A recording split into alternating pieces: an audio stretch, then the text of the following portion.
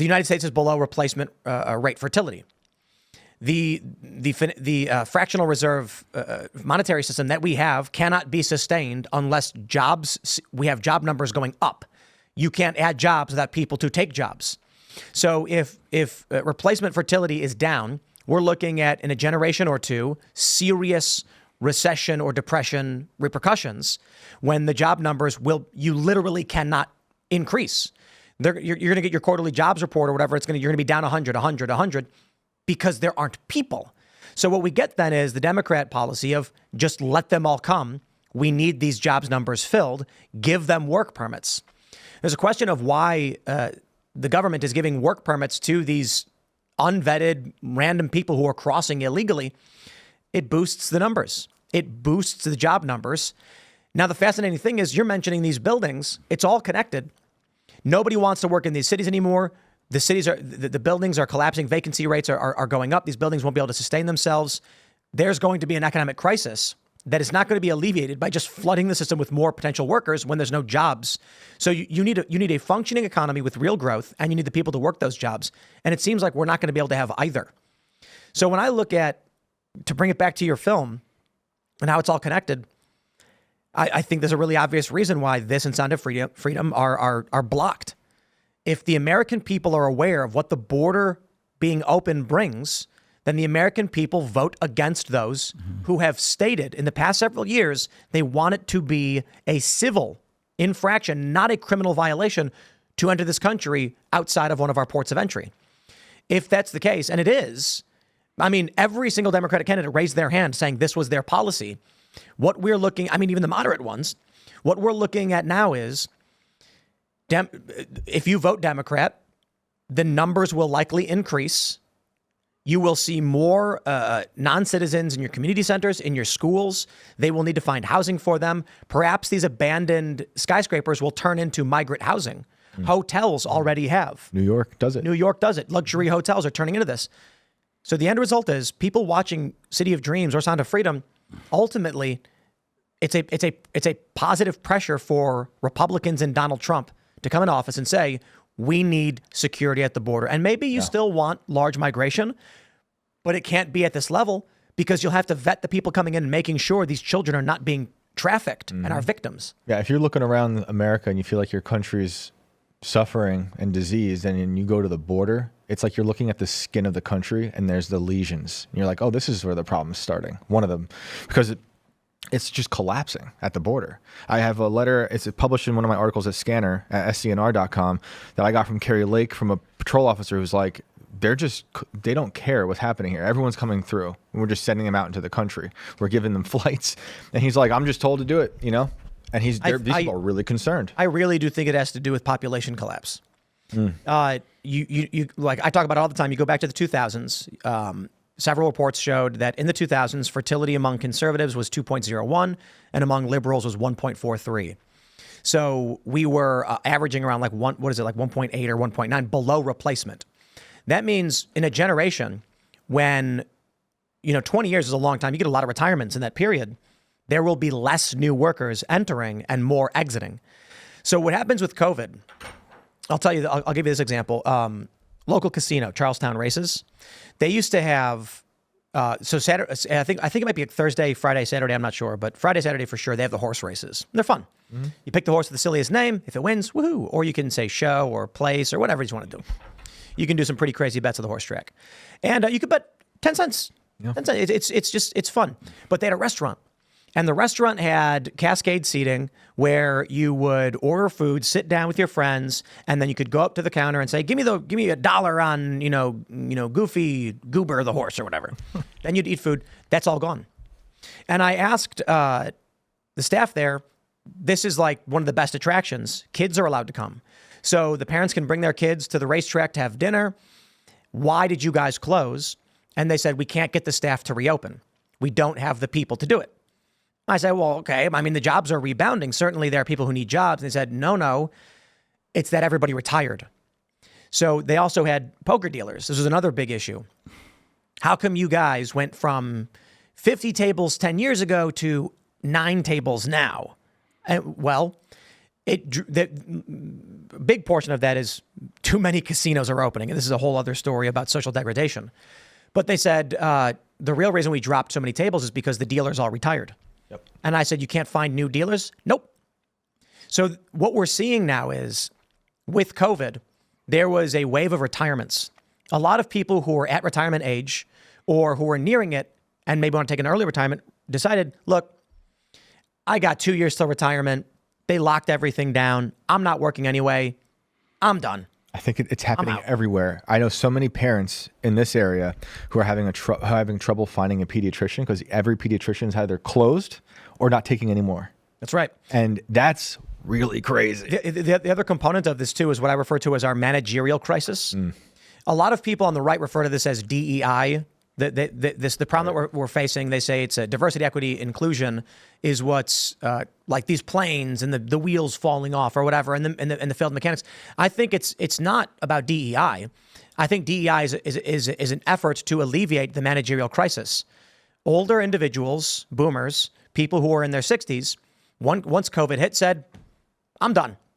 And we're talking about a chief mechanic, perhaps.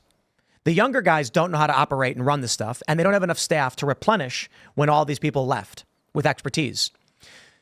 So now what they're saying is, well, we need to bring on new people, diversity. And don't get me wrong, there's a difference between, like, certainly if there is someone who's capable to do the job and you don't hire them and instead go for the diversity individual, you are contributing to it as well. I think the real issue is that older people are leaving in larger numbers. They're taking their skills with them, and there aren't enough younger people to fill these jobs. I think the system doesn't want to admit it. I think the government doesn't want to admit we do not have enough children. And right now, let's take a look. Let's ask the question, if there is no mass migration, unchecked open borders is what we're looking at, and children are getting trafficked because of it. Why won't they deport the criminals? Why won't they deport these people who've committed murders? Where do we end up in 20 years with a I think average fertility right now in the United States is like 1.7 or it might be 1.6. For every 2 people that leave in the next 20 years, only 1.5 come in. A guarantee that our jobs numbers will go down. We will have a recession and possibly a depression. Democrat policy is then open the doors and let everyone come because we need people. The end result is we don't know who these people are. We can't vet them. This is what happens when you panic. We're getting now these crises in various cities. Local communities are extremely upset. The machine then attempts to tamp down on anybody who speaks out against this because the machine is dying. So if we, I mean, yeah, I'd want to see numbers that would back up some of that, you know, over like a 5 to 10 year period, because I think that we already have natural migration that's been coming in. The problem is that it accelerated to such an extent over the past 4 years. So you just can't. We've always had a very logical migration that was all coming into the United States. A million per year. That's what I'm saying. So that we'd have to really study all that data to see what the fall off is that you're talking about. I mean, the wave of the migrants that came in, 13 million or whatever the number is of both the legal and the illegal, that's caused some of the problem with harming the children. For sure, because because a lot of people that have come in, they don't have jobs. Some of them are they're minors, like we've said, but they're causing social unrest across a lot of the cities. They're also creating a burden on many of the cities. I mean, there's so many programs right now that are doling out $20,000, per family or per person for free rent, free. You mentioned New York City earlier. Yeah. That's like that right now, because I trade the hotel debt. Right now in New York City, 20% of every single hotel room in New York City is the city is paying for migrants to stay at. 20%. I mean, there's like billions and billions of dollars. They're feeding the migrants and they're putting them up right in New York City. A lot of family who are waiters. I was on CNBC, and Brian Sullivan, who I've known for 20 years, I've been on his show at different networks that he's been on over my career. And he mentioned on the show, he was like, I can't believe it, John, that more recently, just in this last year, now there's kids that are 8, 9, 10, 11, 12 years old, like young kids with no parent around, and they're selling fruit and water in the subway system. And they're on every single platform. They don't speak English, and they're hustling. Like that's new. That's new for New York City. Like that had never been seen before. 1800s maybe. Early 1800s, you know, that's so like old. That some of these changes are right in front of us right now, and it's impacting society for us.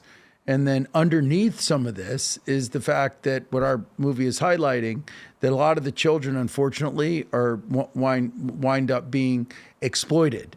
Another thing that's interesting that I heard too, that's shocking to me, and it talks about prostitution. Which is another issue, you know, that's sort of in the category of the exploitation of women, which I'm against. Okay. And so prostitution is another issue that's a serious issue here in our country. And one of the things that I read said that 60% of women that become prostitutes come out of the foster program. So these are like children that are already in broken homes. And that's a program that has monitoring of the kids. What in the world is going to happen to these 300,000 to 500,000 kids that came across the border undocumented, and there's no way to check up on them? Yeah. How many of those are going to wind up becoming prostitutes when they have no guardian? I'm fairly certain the thing I talked about earlier about the MS-13 in Virginia, that victim, I believe, was a runaway from a foster home. And it's not rare also. So they say they check up on them, but there's a lot of issues. I met, there's a survivor that went to the red carpet with us for our premiere in Los Angeles. And I spent some time talking to her. I can't recall her name. She has a video on our website talking about her experiences. And it's just awful. She was trafficked at 8 years old, and she was doing like 20 tricks a day, and 8 and 9 and 10 years old. So she told me her whole story, and that the people that trafficked her had hundreds of Polaroid pictures of all the children that they were in contact with from other bad guys. And so there was this underground network that was here in the U.S. Oh, yeah. And she was trafficked from Central America, and that was going on 15 years ago. So this isn't something that's new, okay? I think that it did explode more recently. But it's something that's always, been lurking behind the scenes, and something that collectively, as a society, okay, that we should all be addressing together. And then the big companies that are out there that make our goods, they need to be addressing this and make sure that they are not employing child labor. All of the big tech companies, like we mentioned before, like Facebook and Zuckerberg, they should be doing everything they can to protect our children. And I know that they're working on it right now. I mean, We've heard the stories about the bridges at the border and the parents leaving pictures of their daughters all over the bridges, and they've all been taken. They don't know where. I remember some congressman, maybe 5 or 6 years ago, telling about how there was a skyscraper in New York City of a young woman telling her story. She was in that, skyscraper as like a hostage, and Johns would come in all day long, underage. And she spent her years like that, stuck in this place.